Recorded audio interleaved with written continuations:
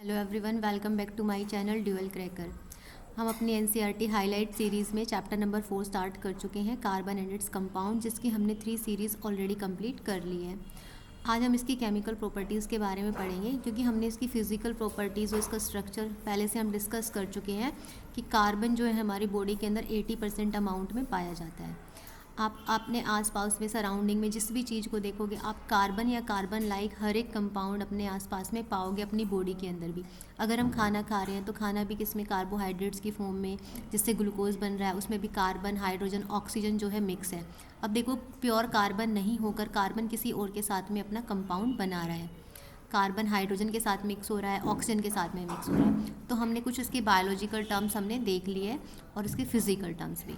अब हम इसकी केमिकल प्रॉपर्टीज़ पर चलते हैं कार्बन कंपाउंड की, कि किस तरह से हमारी जो सराउंडिंग में हम किसी ऑब्जेक्ट को देखते हैं, हम उनमें कैसे किस तरह से केमिकली चेंज देख पाते हैं। चलिए स्टार्ट करते हैं chemical properties of carbon and compounds.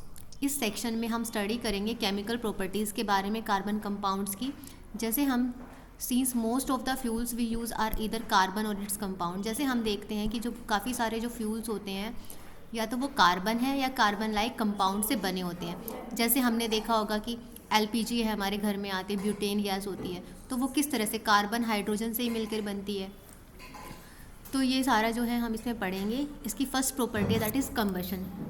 Combustion को जिसको हिंदी में बोला जाता है दहन, दहन किसी चीज़ का जलाना। कार्बन जो है, हमने पहले भी एक पैराग्राफ में पढ़ा था, कार्बन या कार्बन की जो एलोट्रॉपिक फॉर्म्स होती है, जिसमें हमने ग्रेफाइट, डायमंड्स के बारे में पढ़ा था। तो इस तरह से जो कार्बन है या कार्बन की जो एलोट्रॉपिक फॉर्म्स होती है, हम उसको किस तरह से ऑक्सीजन में जलाते हैं। जब वो जलते हैं तो हमें क्या देता है, कार्बन डाइऑक्साइड। हमारा क्वेश्चन यहाँ से फॉर्म होगा, हमारा जो एमसीक्यू क्वेश्चन होगा वो यहाँ से फॉर्म होगा कि अगर हम कार्बन है, कार्बन को अगर हम ऑक्सीजन के साथ में रिएक्शन कराते हैं, उसकी अभिक्रिया कराते हैं, तो क्या बनता है, दैट इज़ कार्बन डाइऑक्साइड बनेगी, और साथ में हीट और लाइट भी, साथ में हीट और लाइट भी रिलीज़ होगी। तो ये होता है हमारा कंबशन। अब देखो, इसका जो फर्स्ट है एग्जाम्पल दिया हुआ है कार्बन का ऑक्सीजन के साथ में जलना, तो वो कहलाएगा carbon dioxide, heat and light. Next है CH4। CH4 मतलब कार्बन और hydrogen, that is methane. Methane को ऑक्सीजन के साथ में हम बर्न कर रहे हैं, तो क्या आ रहा है, कार्बन डाइऑक्साइड आ रहा है, वाटर आ रहा है, साथ में हीट और लाइट भी रिलीज़ हो रही है। नेक्स्ट है हमारे पास में इथेनॉल। इथेनॉल को भी ऑक्सीजन के साथ में अगर हम बर्न कर रहे हैं, इसका रिएक्शन करा रहे हैं, तो क्या आ रहा है, carbon dioxide, water and heat and light. अब आपने देखा होगा कि जैसे ही हाइड्रोजन फर्स्ट वाले में सिर्फ कार्बन और ऑक्सीजन था, ओनली कार्बन था, तो कार्बन के जलने के बाद सिर्फ कौन सी गैस रिलीज़ हो रही है, दैट इज़ कार्बन डाइऑक्साइड, और साथ में हीट और लाइट हो रही है। लेकिन जैसे हमने सेकेंड वाला रिएक्शन देखा, इसमें हमने देखा कार्बन और हाइड्रोजन, जब कार्बन लाइक कंपाउंड के साथ में चेन बना लेता है, जैसे हाइड्रोजन के साथ में, और ऑक्सीजन के साथ में रिएक्शन कराता है, तो साथ में वाटर भी रिलीज़ हो रहा है, मीन्स स्टीम भी आ रही है। ये जो वाटर है ये स्टीम का काम कर रही है, इसमें भाप, और साथ में हीट और लाइट भी रिलीज़ हो रही है। इसी तरह हमने थर्ड रिएक्शन देखा, इसमें देखा इथेनॉल। इथेनॉल को भी अगर हम ऑक्सीजन के साथ में बर्न करा रहे हैं, रिएक्शन करा रहे हैं, तो जो इसका प्रोडक्ट फॉर्म हो रहा है that is carbon dioxide, water, heat and light. तो आपने देखा होगा कि जैसे अकेला कार्बन था तो सिर्फ कौन सी गैस इवॉल्व हो रही थी, दैट इज़ कार्बन डाइऑक्साइड। लेकिन जैसे ही उसमें हाइड्रोजन भी मिक्स होने लगा तो क्या आने लगी, स्टीम भी। तो स्टीम को हम H2O से भी डिनोट करते हैं।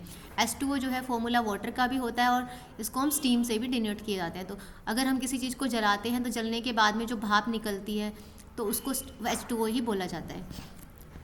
अब इसको बैलेंस जो है अपने आप हम फर्स्ट चैप्टर में करना सीख चुके हैं कि रिएक्शन को बैलेंस कैसे करते हैं।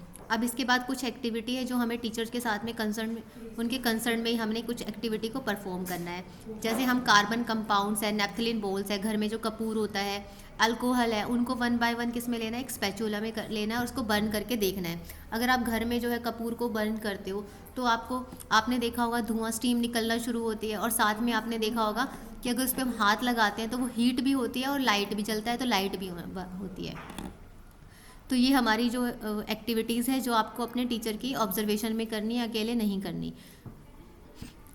अब उसके बाद में है सैचुरेटेड हाइड्रोकार्बन। सैचुरेटेड हाइड्रोकार्बन के बारे में हम पहले पढ़ चुके हैं। सैचुरेटेड का मतलब होता है सिंगल बॉन्ड, और अनसैचुरेटेड कार्बन का मतलब होता है डबल बॉन्ड या फिर ट्रिपल बॉन्ड।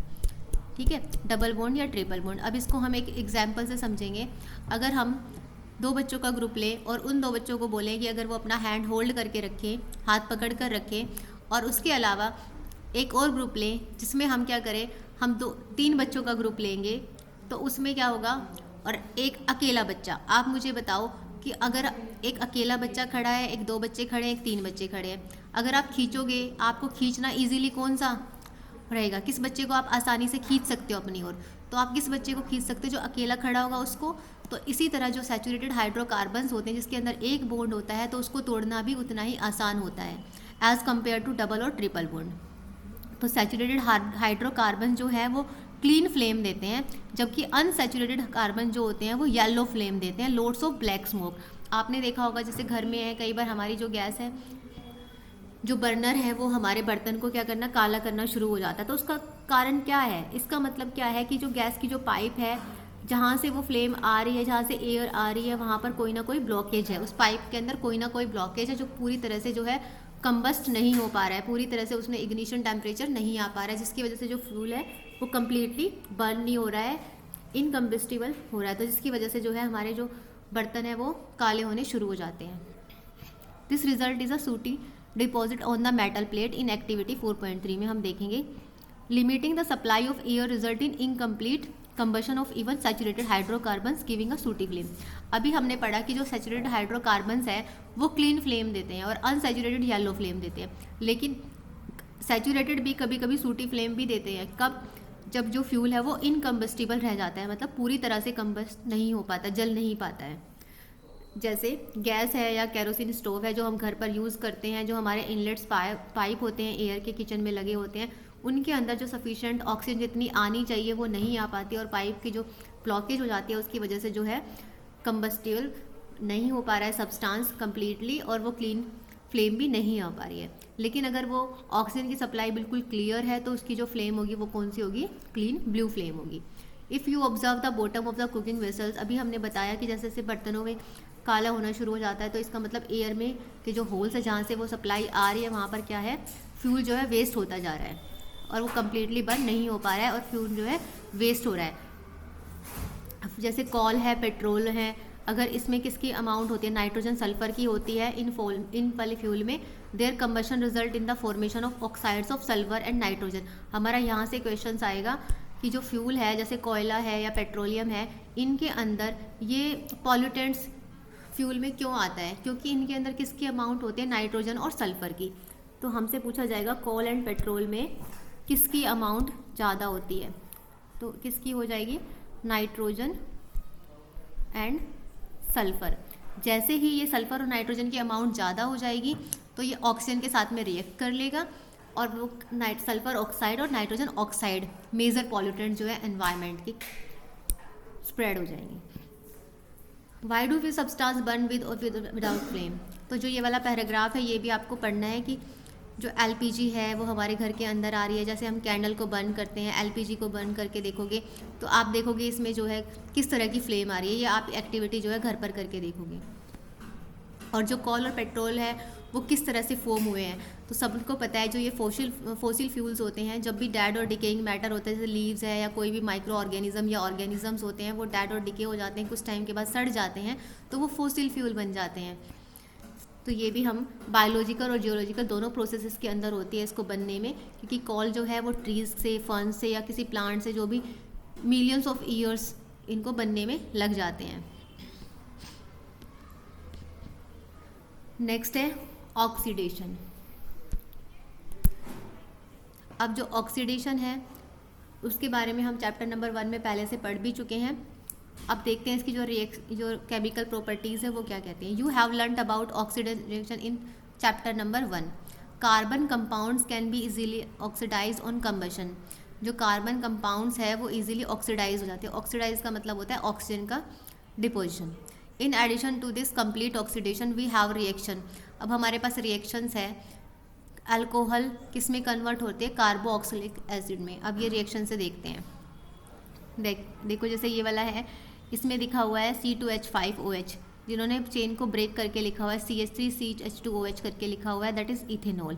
अगर इस इथेनॉल को हम इन the presence of alkaline KMnO4 के साथ में, या फिर एसिड जो है K2Cr2O7 के साथ में अगर हम रिएक्ट कराते हैं, ये एज ए कैटलिस्ट इसके अंदर डाला जाता है, तो क्या बनेगा, दैट इज़ कार्बोक्सिलिक एसिड बनेगा। क्योंकि इसमें देखो ऑक्सीजन क्या था, पहले वाले में इथेनॉल में सिर्फ एक ही ऑक्सीजन थी, लेकिन यहाँ पर आपने देखा कि ऑक्सीजन की अमाउंट कितनी हो गई है, इंक्रीज हो गई है।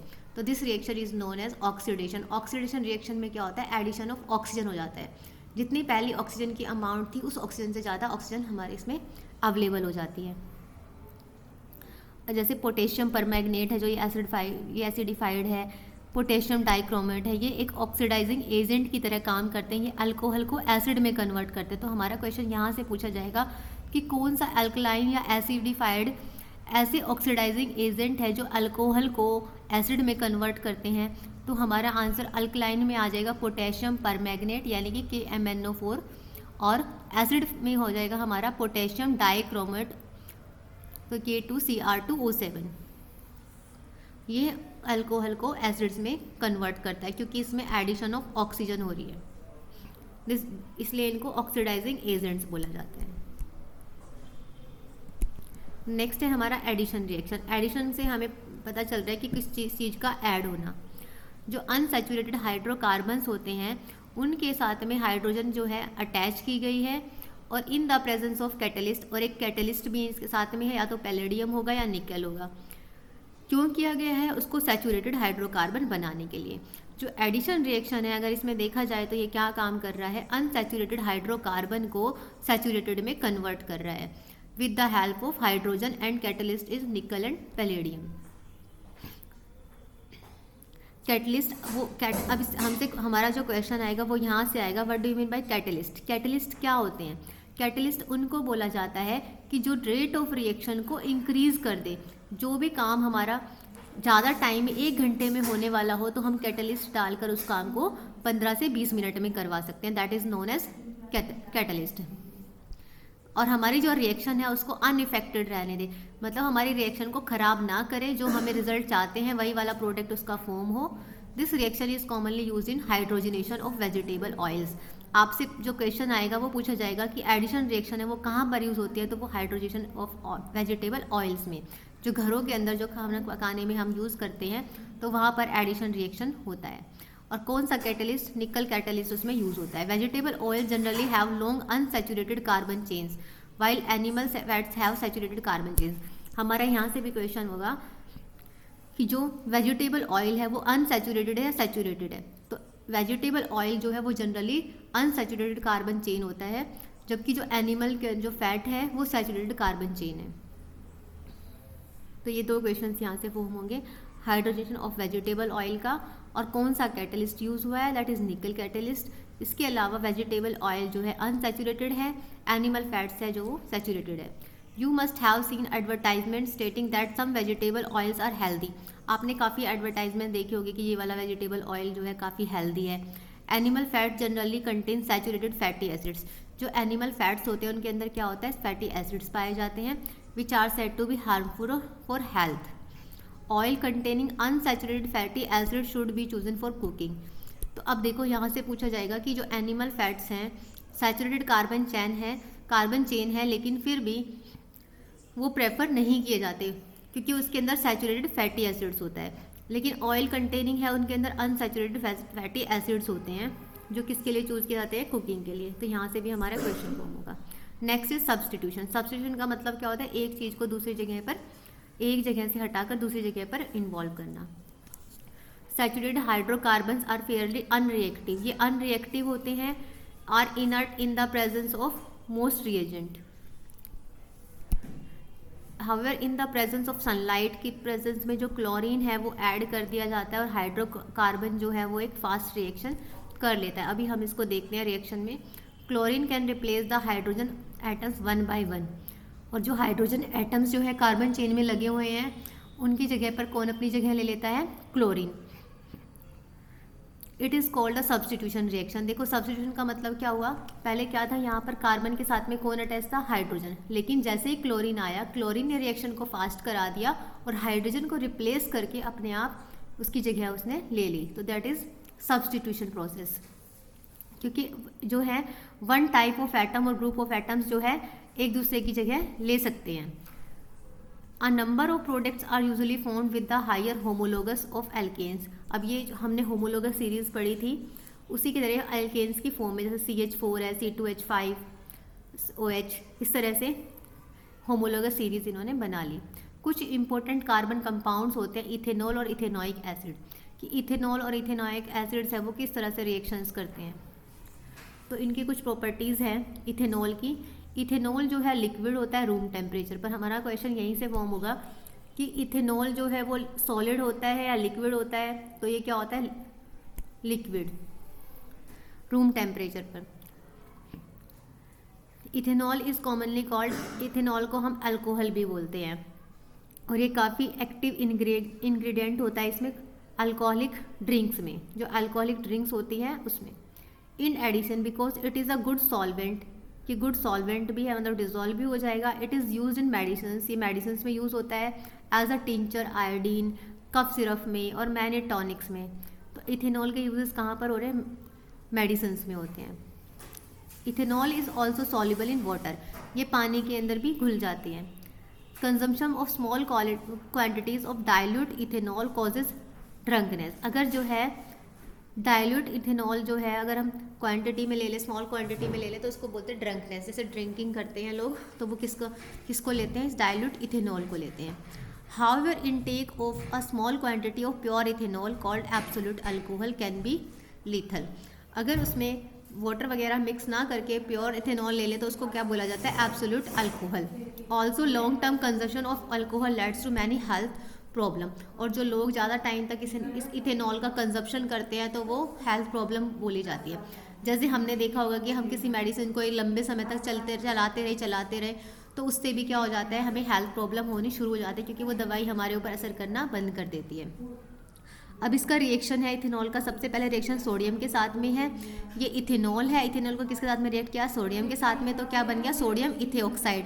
अब जो रिएक्शंस हैं हमें इनको याद नहीं करना है, रट्टा नहीं लगाना है, हम इनको बनाना सीखेंगे किस तरह से। देखो सोडियम के साथ में है, साथ में इथेनॉल, इस तरह से लिखा जाता है। अब आप देखोगे यहाँ पे CH3CH2 को हमने डायरेक्ट O तक यहीं पर ऐसे लिख लिया, H को रिप्लेस कर दिया और उसकी जगह पर कौन आ गया, Na आ गया, और साथ में कौन सी गैस रिलीज होगी, H2 हो गई। ठीक है, तो ये हमारा रिएक्शन है किसके साथ में, सोडियम के साथ में। जो अल्कोहल है वो सोडियम के साथ में रिएक्ट कर रही है और कौन सी गैस का इवोल्यूशन हो रहा है, हाइड्रोजन गैस का। तो हमारा क्वेश्चन यहाँ से आएगा, जब इथेनॉल सोडियम के साथ में रिएक्ट करेगी तो which gas will release, that is hydrogen gas will release. With ethanol the other product is sodium ethoxide, और साथ में दूसरा प्रोडक्ट कौन सा फॉर्म होगा, वो बनेगा सोडियम इथेऑक्साइड। क्या आप इसको दोबारा से रिकॉल कर सकते हो, रिएक्ट कर सकते हो। अब देखो नेक्स्ट है हमारा रिएक्शन है किस तरह से जो अनसैचुरेटेड हाइड्रोकार्बन है उसकी रिएक्शन होगी। जब इथेनॉल को 443 केल्विन पर एक्सेस कंसनट्रेटेड H2SO4 के साथ में रिएक्ट कराया जाएगा। जैसे ये इथेनॉल है, इसको इथेनॉल के अंदर हमने क्या डाला, कंसनट्रेटेड H2SO4 डाला, तो आपने देखा इसने इथीन बनाया और साथ में क्या रिलीज किया, water. The concentrated sulphuric acid can be regarded as dehydrating agent which removes water from ethanol. अब आपने देखा कि जैसे हमने इथेनॉल लिया, इथेनॉल में हमने कंसनट्रेटेड H2SO4 को डिजॉल्व कराया, तो साथ में हमें क्या बना, इथीन मिला और साथ में वाटर उसमें से अलग हो गया। तो इसको बोलते हैं डिहाइड्रेशन एजेंट भी बोला जाता है। तो ये डिहाइड्रेशन रिएक्शन भी होती है। नेक्स्ट है इथेनॉइक, जो अल्कोहल है वो एज अ फ्यूल कैसे काम करता है।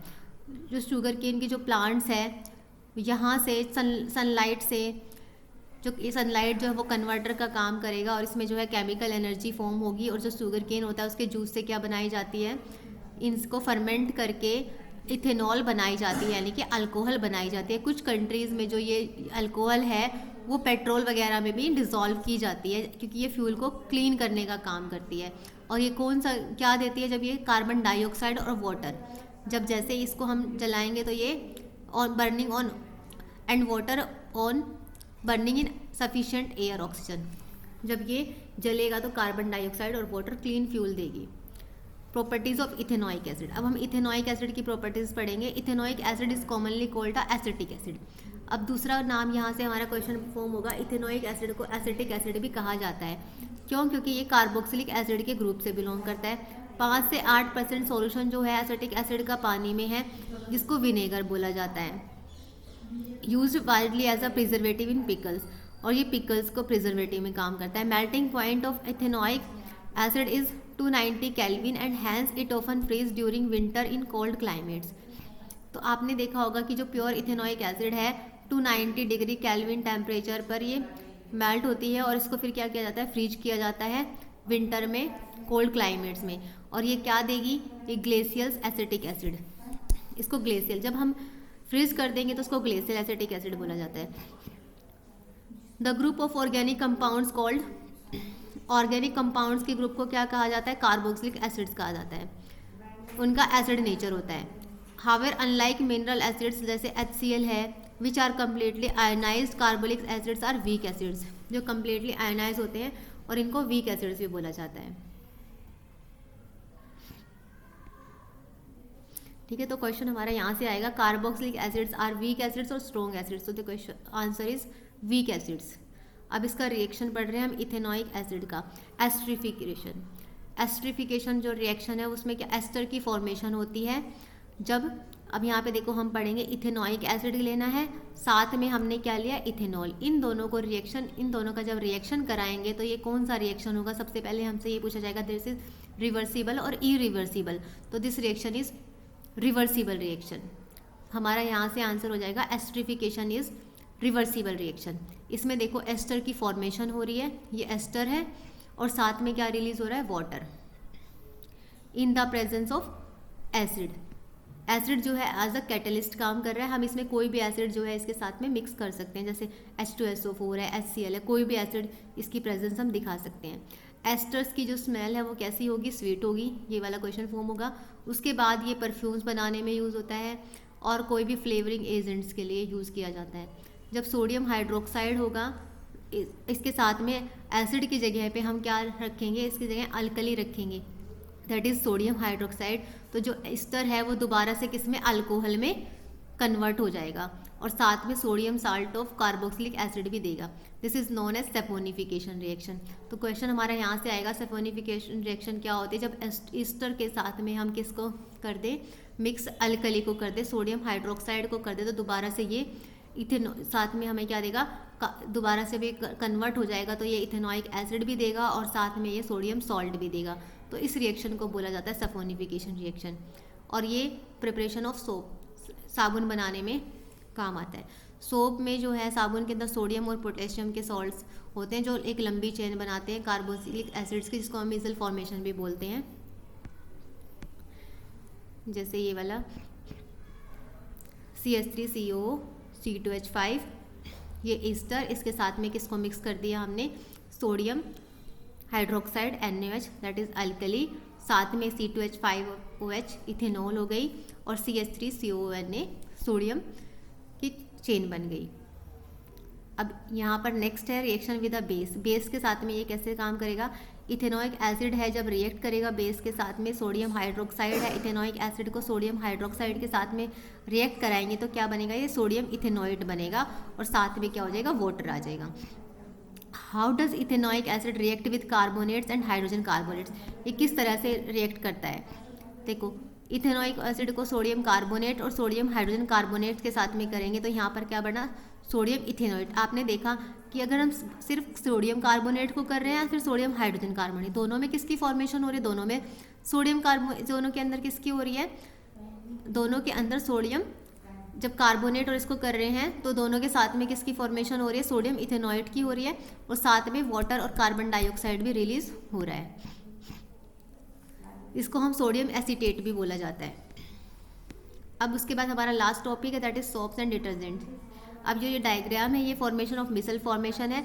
अब ये इस डायग्राम को हम ध्यान से समझेंगे कि किस तरह से ये डायग्राम बना हुआ है। पहले हम इसको देखते हैं इसकी डेमोन्स्ट्रेशन से।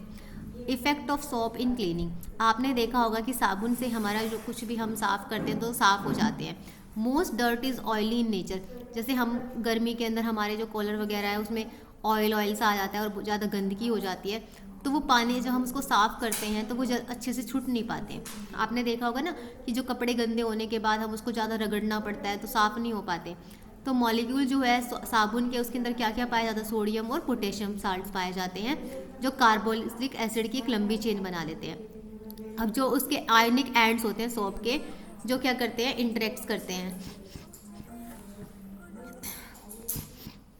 पानी के साथ में। और while the carbon chain interacts with oil, जो कार्बन की चेन है वो किसके साथ में इंटरेक्ट कर रही है, ऑयल के साथ में। और जो सोप के जो आयनिक है वो किसके साथ में इंटरेक्ट कर रहे हैं, वाटर के साथ। तो हमारा क्वेश्चन यहाँ से आएगा, कार्बन चेन जो है ऑयल के साथ में इंटरेक्ट करती है, आयनिक एंड सोप के साथ में इंटरेक्ट करते हैं। सोप मॉलिक्यूल्स में हमने दोनों पढ़ा था, सोडियम और पोटेशियम दोनों पाए जाते हैं, एक स्ट्रक्चर बनाते हैं। इस स्ट्रक्चर को मिसेल बोला जाता है।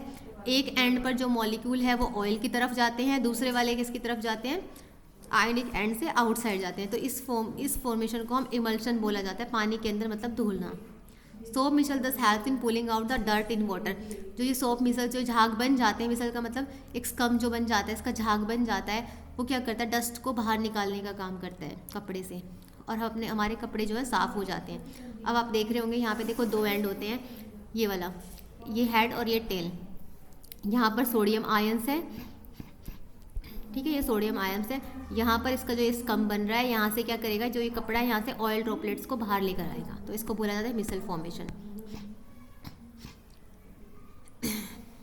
अब देखो मिसल्स के अंदर soap molecules in which two ends having different property, इसके दो एंड है दोनों की अलग अलग प्रॉपर्टी है। वन इज हाइड्रोफिलिक, एक को हाइड्रोफिलिक बोला जाता है और एक को हाइड्रोफोबिक बोला जाता है। तो ये किस तरह से पानी के साथ में इंटरेक्ट करती है, एक एंड जो है पानी के साथ में इंटरेक्ट करता जाता है तो उसको बोलता हाइड्रोफोबिक बोला जाता है, जो पानी के साथ में, दैट इंटरेक्ट्स विद हाइड्रोकार्बन्स के साथ में। When soap is at the surface of water, जब जो है पानी के सरफेस पर है साबुन, तो जो हाइड्रोफोबिक जो टेल होती है साबुन की, will not soluble in water, जो पानी के अंदर नहीं घुल पाती। लेकिन जैसे ही हम उसके सरफेस को चेंज करते हैं, आयनिक एंड की तरफ करते हैं, तो अपने आप ही वो उसकी जो टेल है वो पानी के अंदर घुलना शुरू हो जाते हैं और उस तरह से वो गंदगी हटा लेते हैं। जैसे ये देखते हैं, एक ये वाला है हाइड्रोफिलिक है और ये हाइड्रोफोबिक है। जो हाइड्रोफोबिक है इसको बोला जाता है कि ये वाटर के साथ में इंटरेक्ट करती है, और इस हाइड्रोफिलिक को बोला जाता है जो ये आयंस वाली होती है, ये किसके साथ में करेगी, कार्बन की लाइक स्ट्रक्चर के साथ में, गंदगी के साथ में ये खींच कर लाएगी ऊपर की तरफ आयन। अब ये गई, ये पानी की तरफ गई, जैसे ही पानी से स्कम बनकर आया तो ये यहाँ पर मिक्स हो गया और इसने क्या किया, ऑयल को, जो ऑयल था उसको क्लीन करना शुरू कर दिया। तो इस तरह से ये काम करती है और जो मिसल फॉर्मेशन होगी और ये कपड़ों को साफ़ सुथरा रखेगी। तो ये था हमारा chapter effect of soap in cleaning micelle formation. इसी तरह जो डिटर्जेंट्स हैं वो भी यूज़ किए जाते हैं। डिटर्जेंट्स जो होते हैं उनके अंदर सोडियम सोल्ट्स यानी कि सल्फ्योनिक एसिड्स और अमोनियम सोल्ट्स विद क्लोराइड्स या ब्रोमाइड्स आयंस के साथ में होते हैं। यहाँ से क्वेश्चन फॉर्म होगा कि डिटर्जेंट जो है एज़ कम्पेयर टू सोप वो ज़्यादा कपड़े साफ़ क्यों करते हैं, क्योंकि अब देखो जब हम while bathing that foam is formed with difficulty and insoluble substance, जो स्कम होते हैं वो झाग रहते हैं, वो पानी डालने के बाद भी पानी के अंदर क्यों रह जाते हैं, या हम नहाते हैं तो जो पूरी तरह से साफ़ क्यों नहीं हो पाते हैं, क्योंकि जो रिएक्शन है साबुन का वो कैल्शियम और मैग्नीशियम सॉल्ट्स के साथ होता है। जब पानी की जो हार्डनेस है, हार्ड वाटर होगा, तभी जो है उसमें झाग पूरी तरह से निकल पाएंगे। अब देखो इसमें लार्ज अमाउंट ऑफ सोप है, अगर हमने साबुन ज़्यादा अमाउंट में ले लिया तो धीरे धीरे जो है उसकी जो कंपाउंड्स है वो डिटर्जेंट्स, अब इसमें बोला गया है कि जो साबुन और डिटर्जेंट में से दोनों कौन सी जल्दी से साफ़ कर पाएगा, तो डिटर्जेंट जो है वो एक क्लींजिंग एजेंट कहलाता है। क्यों, क्योंकि उसके अंदर जो सोडियम साल्ट्स होते हैं, सल्फ्योनिक एसिड्स पाए जाते हैं या फिर अमोनियम सोल्ट्स पाए जाते हैं, तो इनका जो आयंस है वो इजीली डर्ट को क्लीन कर सकते हैं, क्योंकि इनकी जो है लॉन्ग हाइड्रोकार्बन चेन होती है और ये इनसॉल्युबल प्रेसिपिटेट्स की तरह काम करते हैं। कैल्शियम और मैग्नीशियम के साथ में हार्ड वाटर में भी ये काम करते हैं, सॉफ्ट वाटर में भी करते हैं। They remain effective in hard water, और ये जो डिटर्जेंट है वो हार्ड वाटर में जल्दी से डस्ट को रिमूव भी कर सकता है एज़ कम्पेयर टू सोप। तो ये था क्लीनिंग ऑफ क्लॉथ्स।